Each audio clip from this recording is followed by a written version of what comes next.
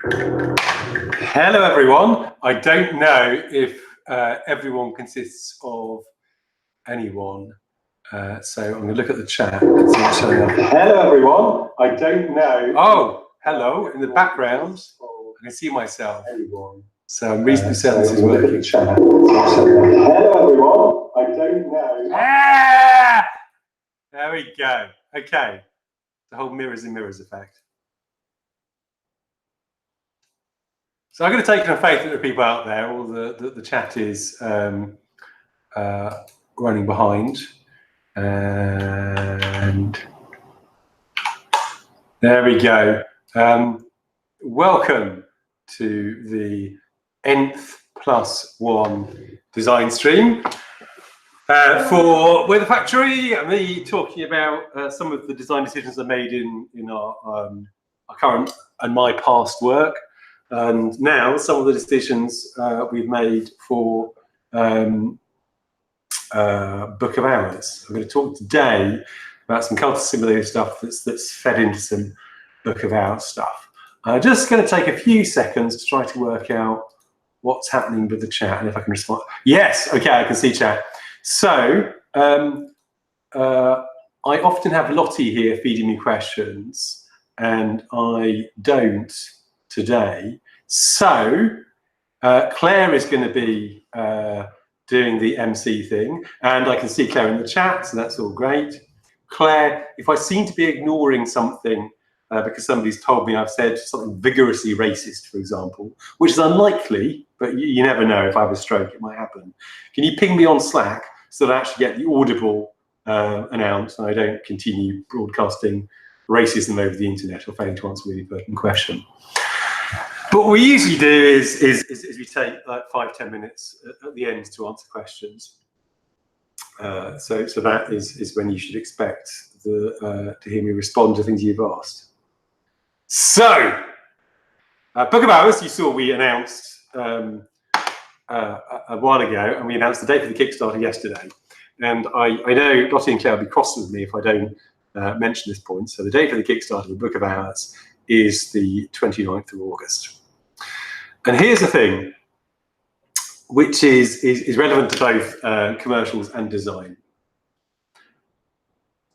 We are making another experimental game, like Cultist Simulator, like some of the Sea and Forward and London before that.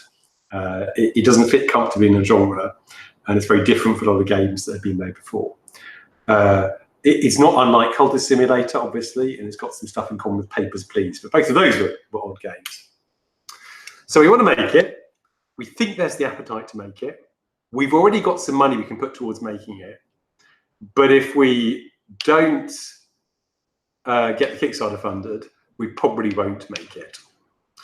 And so, you know, the puppy gets it. But the thing is, the Kickstarter is going to prove, I hope, to us that this is not a really stupid idea. We've had a very good response for Book of Hours. Obviously, 1,000 people retweeted it, and I see lots of people very tearingly saying things like, I can't wait for the Kickstarter to start, so I'm going to fling money at you. But everybody I've seen enthusing about it is either in the Cultist Simulator community or on my Twitters. So that's pretty self-selecting. And I do worry in my darker moments that we're going to run the Kickstarter and like 500 people will back, and then we'll be tapped out. And nobody will care because it's too weird a project. I don't think that's true, or we wouldn't be putting 3 months into pre-production. But after 3 months pre-production, we really want to take the project for a drive around the block and see if people are enthused enough about it, that enough people will buy it, that we can keep running the studio. So that's really important. I know when a studio's had a success with the game, when they go back to Kickstarter, sometimes people ask quite reasonably, haven't we already got money? And the answer is, yes, we have got money, but we don't have infinite money. And it's going to be much easier to make the game if we're more financially secure. But also, we want to be sure that enough people care enough about the game actually to spend money on it, because you don't get an arts grant, and we need to make sure that it's commercially viable if we're going to spend what looks like about £250,000 on it. So that's the budget we're looking at the moment. I can't remember if we announced that publicly or not. High open development. The budget for Cultist Simulator, you've said a lot, was about 140 grand UK pounds. The budget for Book of Hours is going to be about half again that, plus a bit of marketing costs. I know you said the budget is half again there. So I think just to segue into the actual design bit of the talk, if you're interested in game design, if that's a career that you're thinking about, or if it's just something that you like to discuss from a sort of inside baseball point of view, this is a small sum of money for an indie game. I mean, you can make indie games for £0. The original budget for Fallen London was about £250, not £250,000. But you know, Son of Sea cost about £270,000 to make. Cultist took about £130,000 to make. Both of these are small indie games. And the reason I'm mentioning this particularly is that as terrible humans in three-piece suits with expensive haircuts and elaborate sexual secrets that will one day be revealed to the shame of their extended family, say, time is money. I need to be paid for every day I work, or I can't eat and afford this sparkling water. And apparently now I've got 4 people in my team who I also need to keep fed and watered. And what this means is every time we put something in the game, we want to be sure that it's worth doing. I'm not in a time is money, you're fired, Jones, greed is good way.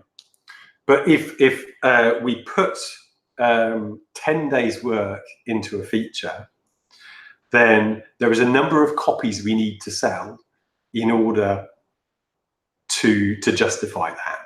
Now, maybe we need to put 100 days work into something in order just to make a really good game, because if we don't put that much time in, then it doesn't work. So that's the sort of basic level.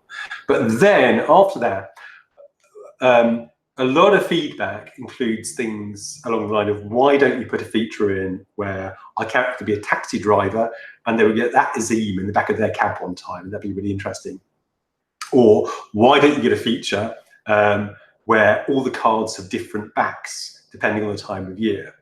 Or why don't you get a feature where you can date worms? Or why isn't there that thing you talked about in early design streams of the desktop rotating, and it's a different desktop because you're in a different city? And all these are ideas I would love to do. But for every idea that you put in a game, there are probably a dozen that never make it out of the nursery. They're strangled in their cradles. And that's for 2 reasons. One is the reason I just said, that time is money, and that if we put 10 times as many features in the game, then we'd have to find 10 times the budget. So our budget would go from £250,000 to £2.5 million, which is much harder to raise on Kickstarter. So that's one thing. But the other thing is, and some of you would have thought of this when I said it, if you put 10 times the features in a game, it's unusual for it to be 10 times as good as a game.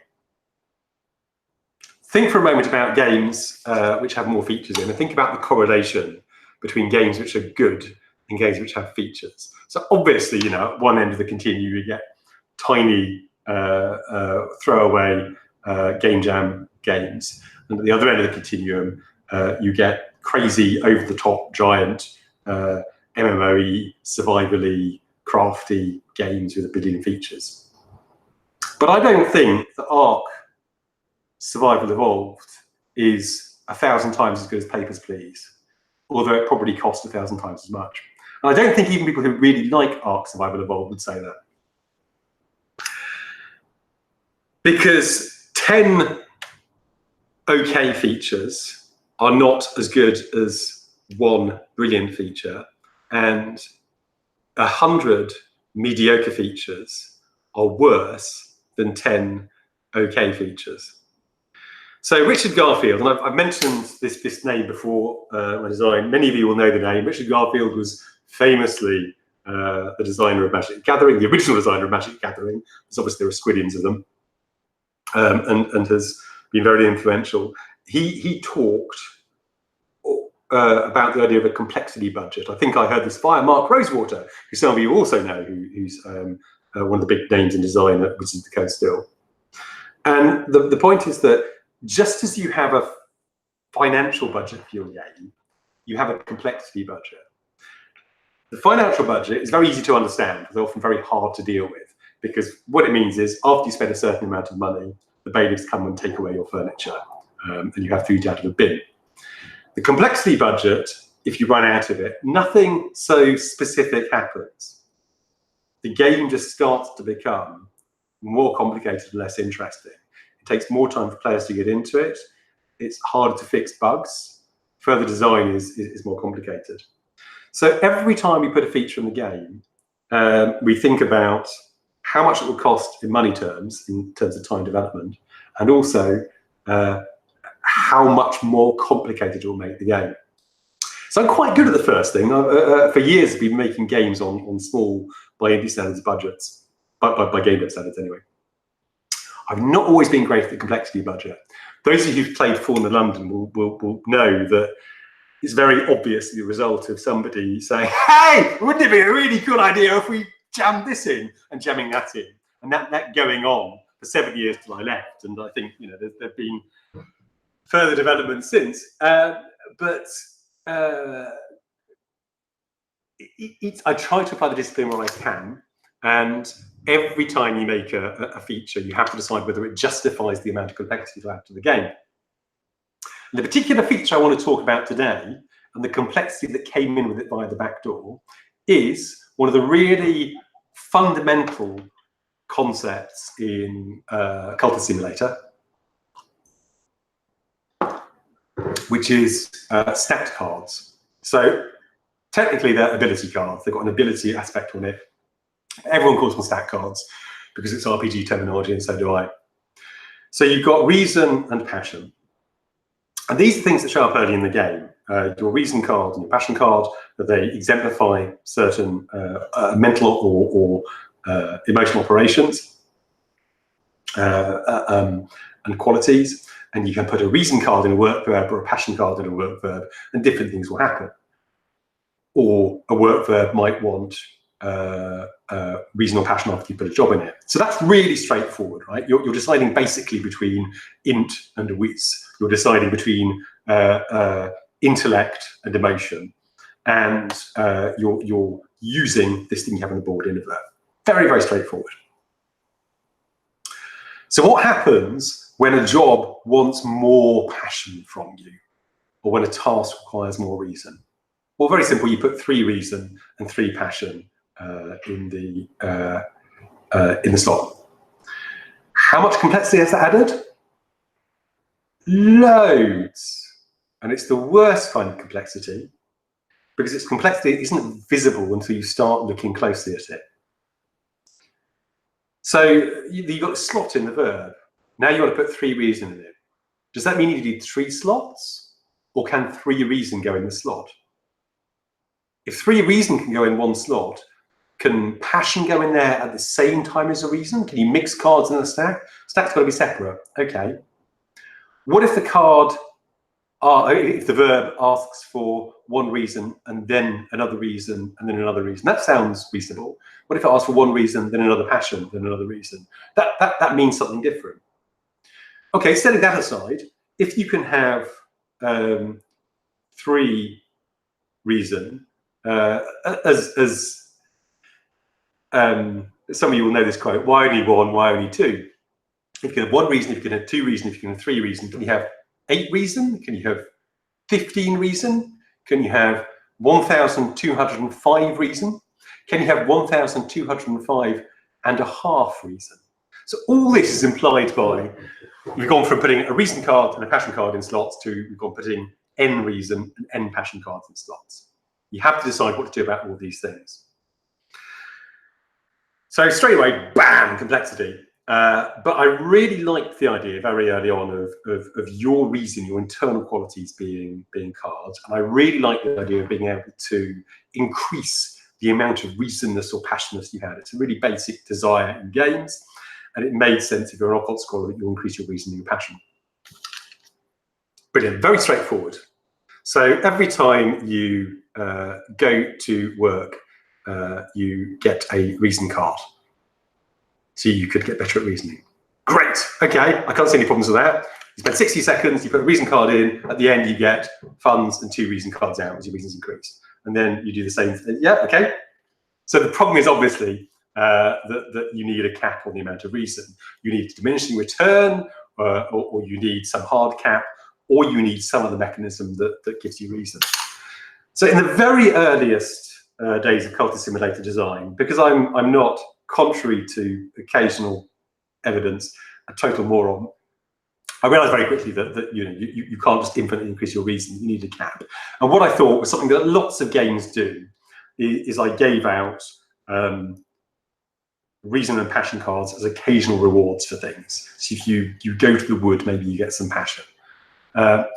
And these were special events where you get a stat bonus and you feel like it's a big deal. This is something that happens a lot in RPG-like games. You get a stat bonus, and that feels good. You've increased your potential. It's something you'd spend XP for or do a quest for. Unfortunately, Cultist is built on loops. Most things in Cultist you do more than once. It's quite hard in the Cultist framework to prevent people doing things more than once. If you think about the way the game works, there's lots of situations where it will check if a card exists by trying to suck it into a slot, and then will run or not run based on that. Those of you who've looked into the framework will know there's a max executions feature you can put on property, you can put on recipes that says only run this once. But it's ugly, it's hacky, it's not visible to the player, and I always wanted to avoid using it. So I had this basic balance mechanism that said you only get reason sometimes in a few events in the game, but I also had a basic design principle and framework constraint that said most things in the game happen more than once. So that was the problem very, very quickly, because players find these exploits like water finds cracks. People found, you could grind whatever interaction it was in the wood that allowed you to get 35 passion straight off. So, so that was a problem.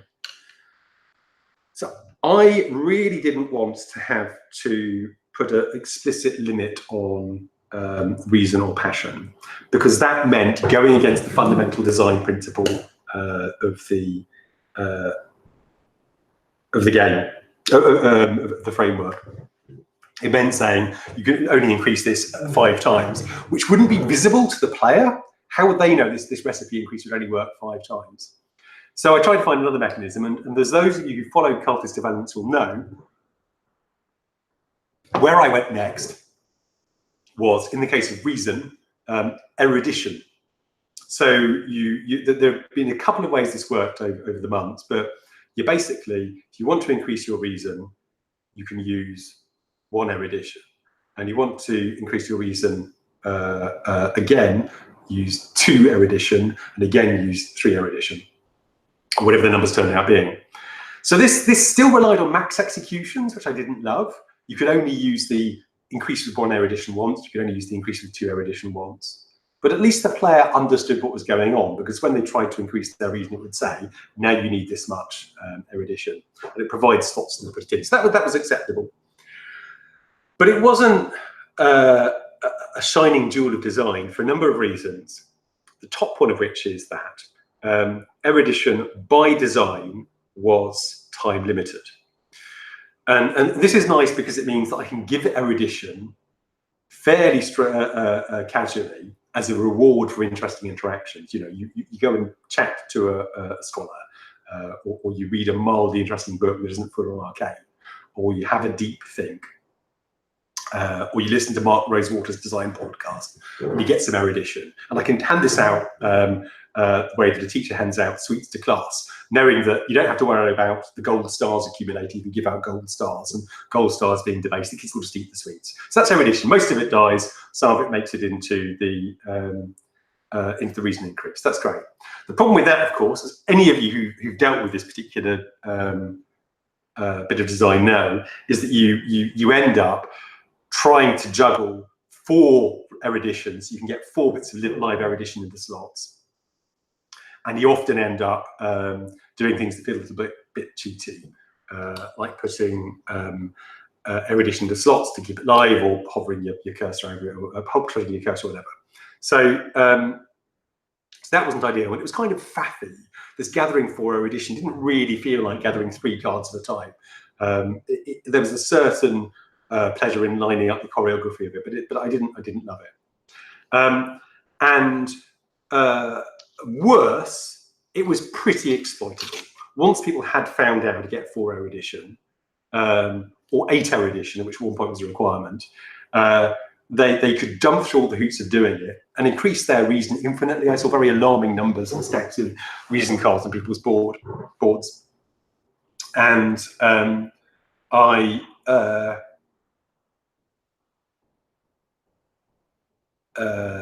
okay, so very alarming stacks of reason cards on people's boards, and I realized that what I'd done was the classic game designer sin of saying, I don't want you to do this thing that you really want to do, so I'm going to make it a real pain in the arse to do this thing.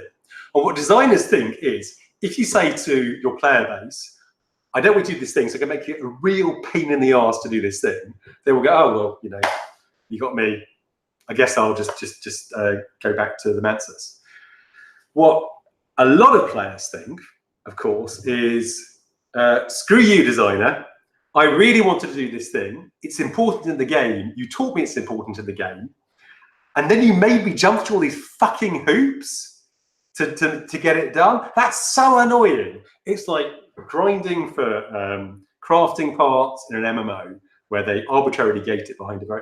I can't imagine what it's like to make players gate interactions behind players grinding for an arbitrary number of very rare objects. It sounds like a terrible design idea, but it's something designers constantly do, and it's often something players resent. So that's the point that I realised that I just had to bite the bullet, and if I wanted to have multiple reason cards in the game rather than a reason card, then I had to put a hard cap on it. So I did. So we kept most of the original mechanics, but we put a cap on it. And in order to put a cap on it, we needed something in the game that had the concept of a cap that the player could see. Because obviously I can put whatever I like in the game, it's just code, so I could say, at the most simple and compromised and hacky level, if reason is less than 4, and our reason increased by 1. But I needed something that the player could see that was actually in the system, in the design. So that's where skills came in. Skills served as a place to put a notation of how much your stat had already increased by, and implicitly how much it had left to increase.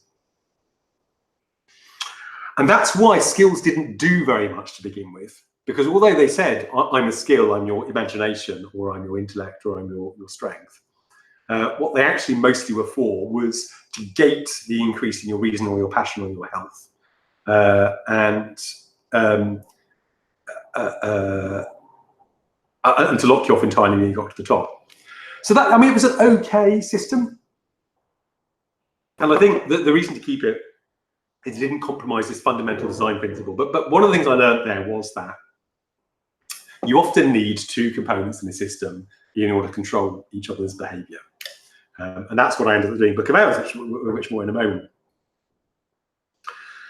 Anyway, eventually I found uses for the skills in the system, and you can now use reason and passion skills as well as reason and passion cards.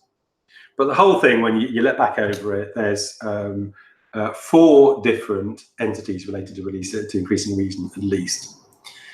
There's reason, there's erudition, there's erudition lesson learn, which is my hack for Jesus, a pain in the arse getting 8 or 16 cards will allow people to combine 2 erudition cards into 1 longer div card.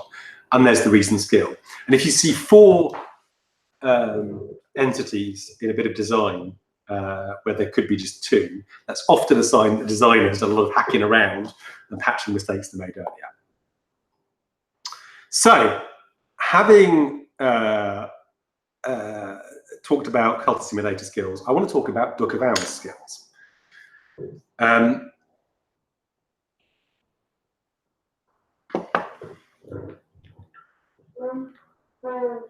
I can confirm she is not in the liquor cabinet. I don't know what you're looking at, but ain't she?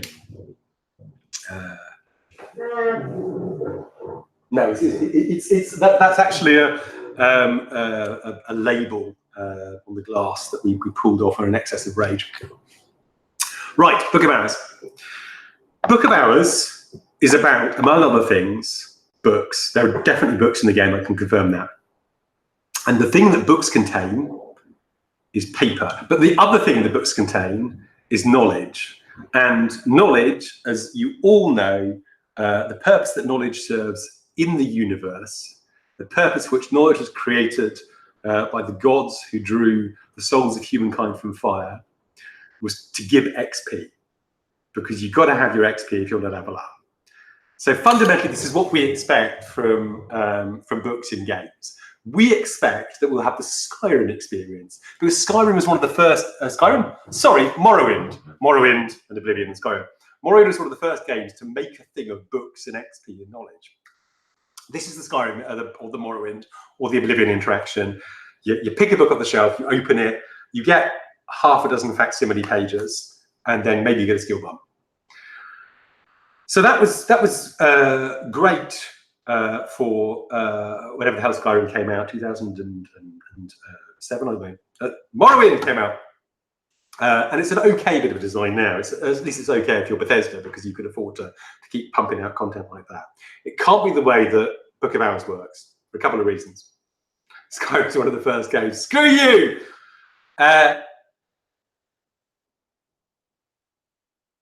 Now, completely off my right. It can't be the way it works in Book of Hours for a couple of reasons. So reason one is really basic, and that is there are about 130 books in Cultist Simulator.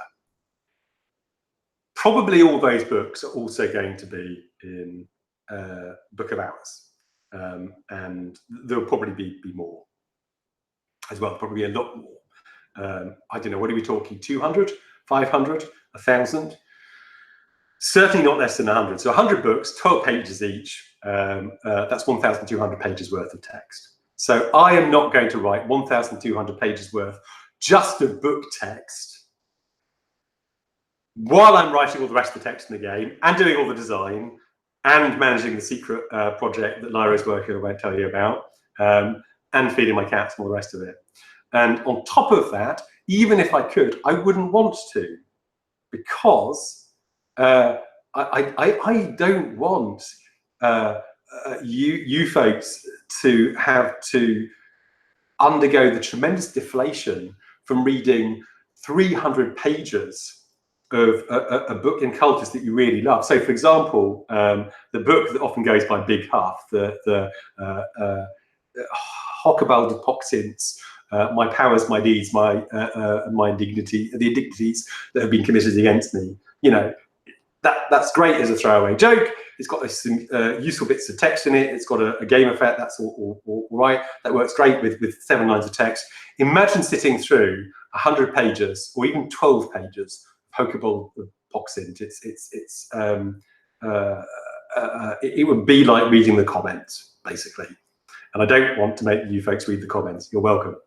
So we're not going to have even 12 pages for every book in the game, let alone 100 pages. My powers, my deeds, my accomplishments, the injustices perpetrated against me. Both is correct, but that's the one.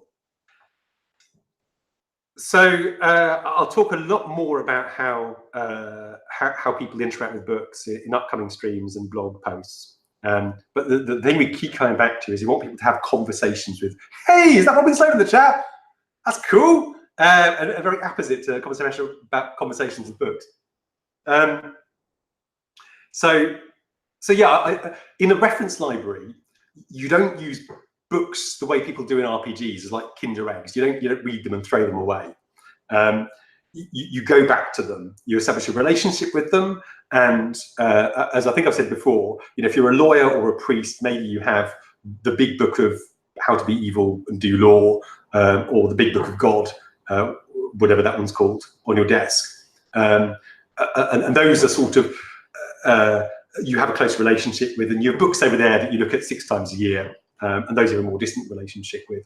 And what I keep saying is I want the books to be like the NPCs. So the ones on your desk are like your party members, and the ones over on the shelf there that you look at 6 times a year are like the dude on the street corner who keeps doing barks about the dragon threatening the kingdom in a traditional RPG, or like the merchant you go to sell your surplus bling from the Dreamer dungeon. So building interactions that make that interesting is a challenge, but that's why it's an experimental game. But to get back to the point, skills. So if the shape of the interaction with the book is that you read it and it gives XP, and then you use the XP to increase your skill, then that goes against everything I just said. The book becomes a Kinder Egg or a stick of gum that you throw away after use. I'm quite hungry, actually. And so I want people to go to books to get knowledge to use straight away. That's what you do. If you want to know about how libraries work and how scholars actually function in the real world, obviously the best place to go is Buffy the Vampire Slayer. And we've all seen Buffy. As we know, what actual real world scholars do is they go to the library and they find out what that monster is and they come back with the information you can use. They don't go and read in the library for years and dev up their XP and then give Buffy the answer straight away. Except they also do, because that's what Giles is. Giles is a level 15 librarian who's been leveling up his knowledge for years. I can sometimes give the answer, but also sometimes you need to go to a book. So in this game, you are, in a very real sense, Giles, and you are, in a very real sense, having to deal with Buffy, or Connie Lee, who's coming to the library and demanding your assistance. So what do? You give them an answer, or you give them a book to read, or you go and look at a book to read and give them an answer, or you tell them to go away. But I want to support all 3 of the first option. I want them to feel at least reasonably interesting and different. So in game terms, to bring it back to the cards and the skills, I've got a list of about 30 skills now drafted for Book of Hours. I shared some of it the other day. Give you a bunch of super obscure ones like Oromachistry or Nyctodromy. And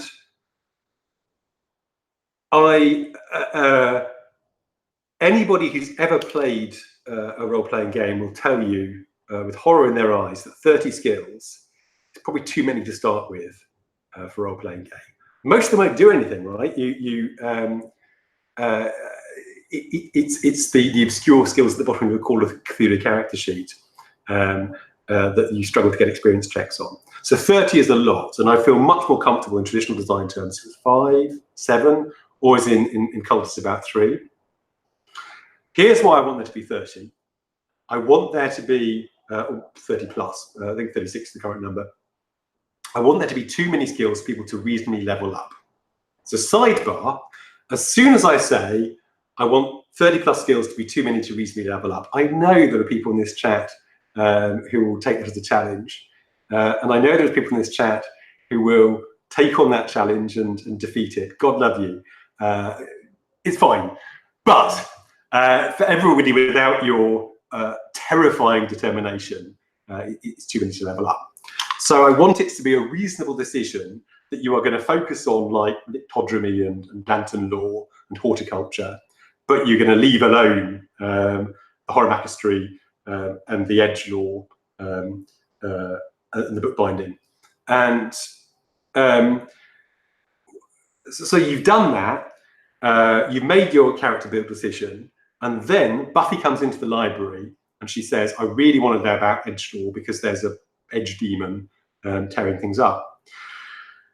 So what I don't want as a designer is for you to think, well, shucks, I made the wrong build, I should reload, or I should respec. What I want you to be able to think is, in that now, what can I do? So put yourself in the position of Giles. So the first thing you do is polish your spectacles, but the second thing you would do is go to the wall and get the book on Edgelord and bring it back and look at it with Buffy. So I need a system that supports that. So here's that system. That's what I finally come around to. You have skill cards, which represent basic knowledge in that skill. So you've got horticulture. You've got a horticulture card. Well done. You can increase your horticulture skill over time to 2 or 5 or 10. Just for now, as a stick in the ground, it's 1 to 10. In old style cultist, you get 10 cards scattered around the board. Here, we are going to do one or both of. You have a card which just has its value increasing, the way that value on traditional playing card increases from 1 to 10, just the aspect increases. Or we're going to make stacks stick together in a slightly different way. That's still in design terms. But basically, you're no longer distributing 10 points of your horticulture skill between 10 different situations. You've got a card or a stack, which is a big lump of horticulture that you can use. Great. So for a start, that's much simpler because we take away a lot of problems about board clutter, assuming we're using a fairly similar system. So that's it. You use this skill. Buffy needs horticulture 6. You can give her a horticulture 6 answer. Everyone's happy. So first of all, brief divagation. What I want to do is introduce some randomness, because it's much more interesting to say, I don't know whether the answer I've given Buffy on horticulture is going to be enough until she comes back and says, well, my flowers are dead. I like lost in that sentence. So I want randomness. So, you know, the higher your skill chance, the higher skill, the greater the chance of success. And you get some variant outcomes and you get some interesting failures and all the rest of it. So there's that. But also, let's say Buffy doesn't want to know about horticulture. She wants to know about edgelore. So you go off to the shelf and you get your big old edge book. So what do? You give her the book to read. Now, maybe you do that in the game because you are running low on time. Time is a resource in almost every game, and you don't want to do the research yourself. Giving a book to Buffy, or any Buffy analog, has risks, because the moment a book passes from your hands, you don't know what's going to happen to it. That's true in the real world, and it's a lot truer in a world that contains a Z. So that's the risk right there. The other thing you can do is read the book, have this conversation. That's how edgelore books work, both. Have the conversation with it, interact with it. We've got a read verb and a consider verb in the design at the moment, and having pushed some cards around sort of reason and language and things into the book, you get out a knowledge card on edgelore, and the knowledge card works rather analogously to erudition, in that sometimes you need it for things, and sometimes you can use it to increase your edgelore skill. Now, there are some really key points here. First of all, like erudition, it's got a finite lifespan. In the same way that when you get knowledge out of a book, it doesn't stick unless you make a point of memorizing it. Now, in real life, of course, the boundary between stuff that sticks and stuff that doesn't is super porous, but this is a game to there. So here's one of our options. We get our edgelore card out of the book, and we give it to Buffy. It's less useful having it on tap, because you have to read it every time. We have to hang on to the book if the library burns to the ground, or if you want to sell the book, then we don't have access to it anymore. There is some balanced stuff which will tend to make it less useful than an actual built-up skill. But the key point is that you get the knowledge out every time you read the book. So this straight away gives us another design problem, is if you get knowledge out of the book every time you read it, and if you use knowledge to increase the skill, then we very quickly hit the cap on the skill. You just keep reading it and grinding up, right? The way you do with lore in cultist. If you can get the lowest level of lore fragment, then you can keep on using it to make slightly higher levels of lore fragment. Before you know it, you've got the highest level of lore fragment. We don't want that. So the really basic mechanism to deal with that is as follows. You've probably got a requirement of 2 or 3 knowledges of the current level of your skill to level up to the next level, which is not an entirely novel mechanic in RPGs, which often have a sort of, you need a textbook of the appropriate level mechanic. And you need 3 different ones or 2 different ones, so you probably can't read the same book 3 times in order to get it. And what this gives us in design terms is a mechanic that requires people to read widely, requires people to read in a way appropriate to the level of their knowledge, and requires people to keep books around that they can't absorb all the knowledge of, and gives them a reason to go and play Giles when they don't have all the knowledge to hand, and doesn't make people feel like failures if they haven't leveled up all their skills. It makes them feel that they've chosen a particular strategy and focus. So that's where I am, and I hope all that will work. And the thing is, it won't. There'll be things I haven't thought of, but then we'll fix them. And knowledge, law, skills, ability. Yes. So this brings us to the interesting bit, and the interesting bit is what knowledge is really for. And as everyone knows, beliefs and opinions are founded carefully on a bedrock of reasoning, information, and knowledge, right? Nobody just pulls beliefs or opinions out of the air. They just arise from knowledge. But obviously, although that's the way it works in the real world, that'd be very boring in a game. So let's make it more interesting. Let's say that the analogy between knowledge and skills is thoughts and beliefs. And if you read a book that says, a book on edgelore, maybe the book says, the Colonel, he's a right old dick, the Lionsmith is the edge power that you want to deal with. And so what you get out of that book then is some edge knowledge, which you can use to increase your edgelore skill, but you also get a thought that says, the Colonel is a right old dick. And you can then craft that with other thoughts into a belief, which you can then use to interpret books by putting the belief in the books in order to get other beliefs and thoughts out of them. So that's easy to say in a couple of sentences, and it's a kaleidoscopic nightmare of spreadsheets to design, which is what I'm sunk deep in at the moment. And what will inevitably happen is a lot of the ambitions get scaled back. But you make a choice when you decide which skills to study. You decide you're a horticulturalist rather than a student of fencing. You decide that you're more interested in Grail law than winter law, because here isn't. And that determines the direction of the story. But also, one of the themes, not only a Book of Hours, but of the Secret Histories, is that history is what we make it. Not only in the sense in which that's already true, because obviously history is a consensual artifact, but also in the sense that the literal truth of the past is in some sense determined by the intentions and preferences of the hours. And as the librarian of Hush House, you have more of the attention of the hours than most. So you'll be using, if all goes well, your studies to establish your beliefs, to establish further beliefs. You'll be switching back and forth with those beliefs as you decide that actually you need this belief to unlock that interpretation in order to get this.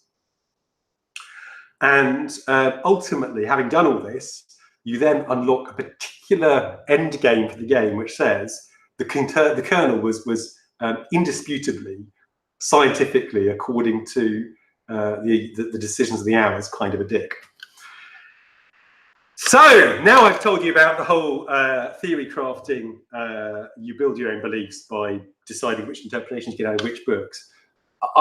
It's a lot more apparent why I'm worried this game might not be a mass market success. If I do it right, then ultimately you're just mixing up interesting different colours to do a fun crafting thing. If I don't do it right, or if you don't get the messaging right, it just sounds an incredibly dry exercise in intended postmodernism. But to get back to the pure systems design bit, the key thing about both beliefs and thoughts and skills and knowledge is, once again, you need two things in the system that govern each other. It's very hard to have a skill that increases interest on its own unless you put sort of hard hacky caps in. But as soon as you've got a virtuous interaction between the skill and the knowledge, or the belief and the thought, then the nature of that interaction defines a bunch of much more far-reaching mechanics that can express a whole bunch of much more substantial things about the kind of game we want to make. I think that's all I got for today. We're 45 minutes in, so that wasn't bad timing. So hit me with your questions. I'm not going to read it all back up in the chat because it looks fascinating but epic. So Claire, do you want to ping me if you saw anything particularly interesting? If not, I'll see what people say. Also, but just, you know, the chat is running about 15 seconds below my personal clock. So if I don't respond straight away, it's not me.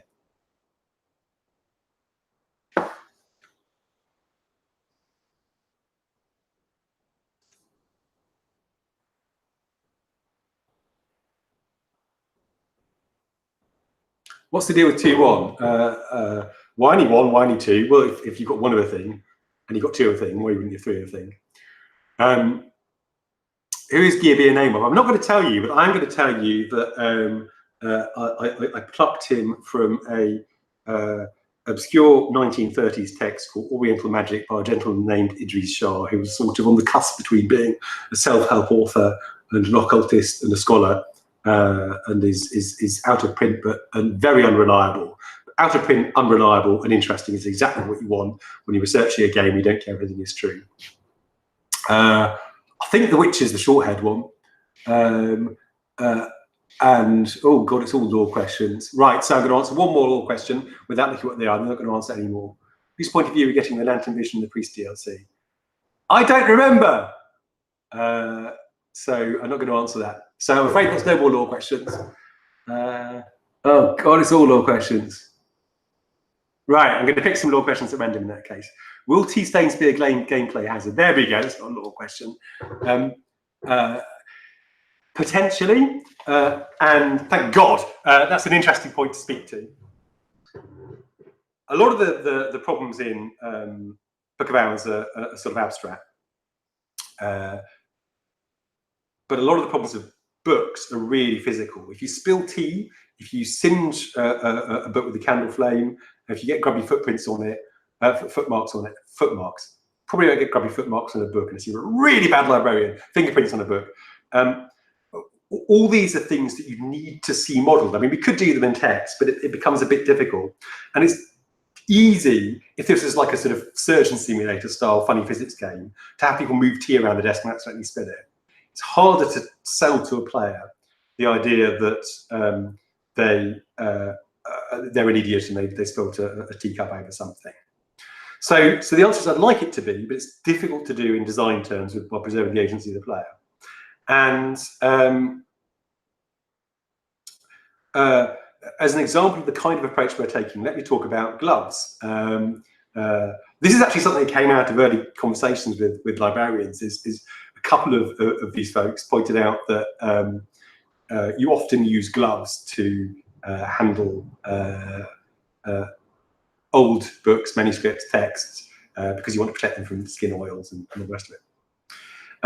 And so I started thinking about not only how that could work in game terms, whether you decided whether or not to wear gloves, but also what different kinds of gloves you would need to deal with more exotic hazards. So you might want, for example, just a nice pair of thin pig-skin gloves to protect the book against the, or kid leather gloves to protect against the oils from your skin and preserve your manuscript. But if you knew there was sort of a Knave of the Rose style poison on the pages, then maybe you'd want to wear slightly more protective gloves. If you knew that a book had been made out of the skin of a raw prophet, you probably want to wear a very particular kind of gloves. There are some books that you might need to open only using gauntlets. There are some books that you might need to open only using gloves, which are literally imaginary, and you can only see when you have your eyes closed. So I want to build up an array of interactions you might choose in order to mitigate against certain real-world and entirely invented risks. What do you got? Can there will be a book of hours? It's quite likely. Niall will be cross if he's not. Can you play Book of Opinions with 100% Book of Hours with 100% opinions and no knowledge? It would be hard to, but then again, it's hard to finish a game of Cultist Simulator with no cultists. I've seen people do it, so I guess it's probably in there. Claire tells me you're talking about body pillows a while back. Well, great, thank you guys. Current events at the time period of the 1920s inside the game. This is another interesting one. Lottie and I have been talking about whether the game is set in the 1920s or the 1930s. And the answer is it's probably the cusp of the two. That allows me to imply a little bit of character development on characters who show up in Book of Hours who are in Cultist. And it means that there's an implication of progress. It also opens the door to some other kinds of graphic design that are a bit more 1930s-ish, which is why the question came up. But Hush House is a long way from anywhere. I've been having some fun naming places nearby in a way that don't lock it to any one particular region of Europe, which is tricky. And tech there is probably 10 to 20 years behind the rest of the world. And it's entirely possible that that bridge has never seen the passage of a motor car. And we're certainly in an era where they're still called motor cars, not cars. And above all, the concerns of the invisible world are not current affairs. If it was set in the 1930s, the Second World War would loom, but it would loom very distantly. So the answer is probably a little bit further on in time, but that shouldn't be very relevant. What do you think will be the biggest hurdle for game development? So I've just written the risk section of the Kickstarter, and it's straightforward. It's one, not getting funded because I think this is a go where I wouldn't have put this much of the studio resources behind it. But we might well get back just a small number of very passionate people and realise it's not got mass appeal. And the second answer is it's just every experimental game depends on doing things that haven't been done before. So conversations with books, belief crafting, the particular unusual legacy system I want to do to support repeated play without having instant death, all that sort of stuff is a design risk. So I worry about that. I'm not going to talk about, I don't even know what a wig pillow is. Well, I feel so old. Can people rent Stum? No, Stum burnt in the fire. That may not be true. Just like the game technically has a tutorial. Right, so the tutorial thing, you, Tevis, are being mischievous, but let me speak to this because it's significant. I keep saying, this will come back to haunt me, I want Book of Hours to be the chillest game I've made yet, and the most relaxed. And I don't want it to be the towering cliff of ice that Cultist was for people who weren't ready for that kind of game, that deliberately says, I want to be obscure, I want to, you have to come and figure me out. So there is a wide continuum between, on the one hand, Cultist going, yeah, no, you figure it out. And on the other hand, the typical mobile game tutorial that has Libby the Librarian popping up and going, it looks like you're trying to catalogue a book. Would you like some help? So obviously we're not going all the way down there. My ideal for Book of Hours is basically the first 2 minutes of Cultist Simulator extended to like half an hour and with better UI. So it's very hard to get lost in the first 2 minutes of Cultist Simulator. You pick the card up, you put it in the hole, and you press the button. There are people who don't work that out, and I'm not being rude about that, because if something is obvious to 99% of people and 300,000 people play it, then that still means there's going to be 3,000 people, 300 people who haven't spotted it. So there's things we can do with UI where, you know, if you don't know what you're doing, after a while you get sort of pulse on the whole saying, you know, maybe you should look at this, something like that. There's a bunch of guidance we can give with UI, and there's a lot of curated content we can make in order to make it clear how you get to places. And that's what I want to do is UI guidance in curated content, and much more forgiving end conditions. So if you do something wrong when you're trying to figure it out, you don't instantly die to dread. So that's as likely as far as we're going to go down the tutorial road, but I think it'll be enough.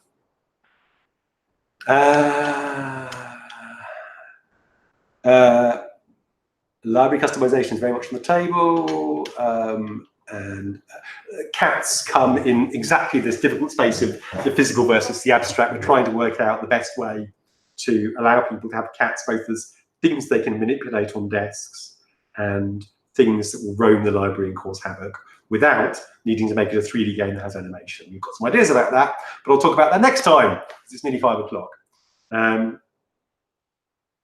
Thank you all very much, and I'll see you next time. I can't log out. Yes, I can! Goodbye!